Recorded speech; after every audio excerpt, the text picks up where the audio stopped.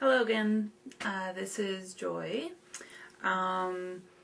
So my last post, I wasn't able to finish. I kind of went on about the whole child labor issue at the Spiritual Rights Foundation, which also incorporates ISHI School of Hypnosis and the Academy for Psychic Studies. So I kind of went on about that. So I wanted to read the short little passage again and talk about some other things in there that I think are pretty important. Okay, so this is from Steve Sanchez's book, Spiritual Perversion. I'm going to read a short little quote. Okay. Practically every week it seemed Reverend Debbie had some kind of major growth period and then claimed to receive a miraculous healing from Reverend Bill. Reverend Bill told us on several occasions, Debbie's a ditzy dimple girl. She's a perfect subject. She wants to please me so bad, I can't get her off of me like a booger. All you have to do with her is put a tape in her head and she will act it out for you perfectly, whether she is in or out of trance. Actually, a waking suggestion is the strongest kind. I've been doing that with all you people for years. So that's a quote. There's so many things I could talk about based on this one quote. One of the things I didn't get to last time is the last line. I've been doing that with all of you people for years. The whole thing about waking suggestions. Like I've said in many of my posts, Bill used manipulation and mind-controlled techniques to control his members, to get them to do what he wanted them to do. He would use waking suggestions. He would use a lot of words, just kind of make up words that didn't really mean anything, or change the meanings of words. And it really kind of confused you, or it was like creating a new reality. Actually, I was just reading something about that. Hold on. Let's see here. If I can find that book around here. Sorry about this. I was just reading about this, and it was just so powerful. I was like, wow, I had to learn more about that. Just going to read a real quick thing from Soul Snatchers, The Mechanics of Cults, by Jean-Marie.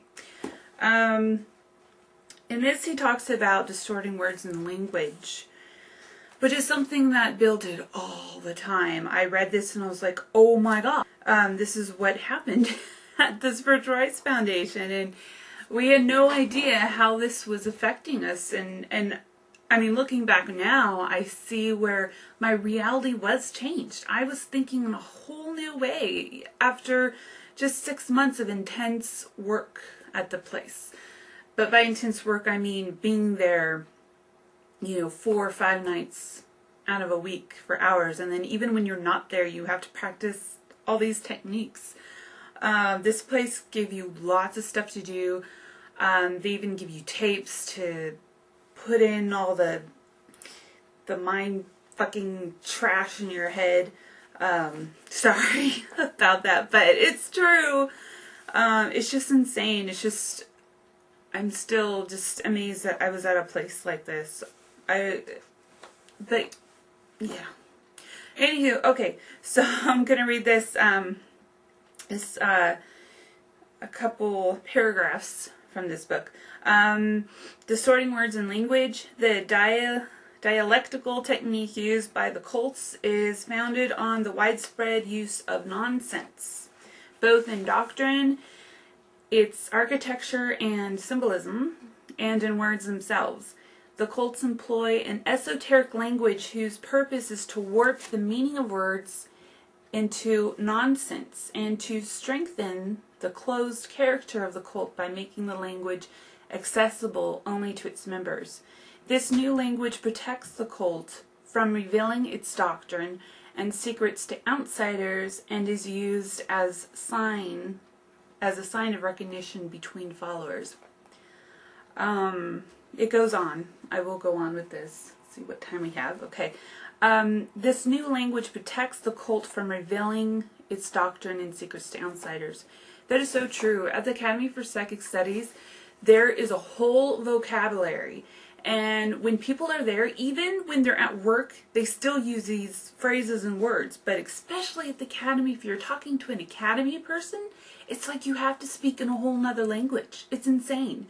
Even when I left earlier this year, and I still was connected to one of the members who just became a minister. She had been my best friend for many years. She was still speaking to me, even though I'm sure she was getting a lot of pressure to not be around someone who had left the church, because, you know, they don't want anyone to take you away from their wonderful nest over there. But it was so strange talking with her, because it's like I had to use that vocabulary, and I was fighting using it because, I don't know, it just brought me back there, and it just made me think of things in such a weird, distorted way.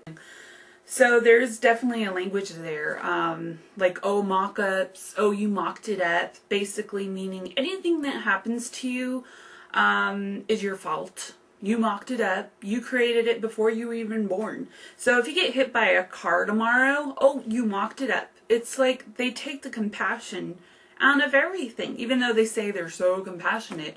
But it's like, if everything's your fault, I mean, what do you... I mean, you know, it really makes you feel bad if you think everything's your fault. So when people would get sick at the Academy, people would look down on those people.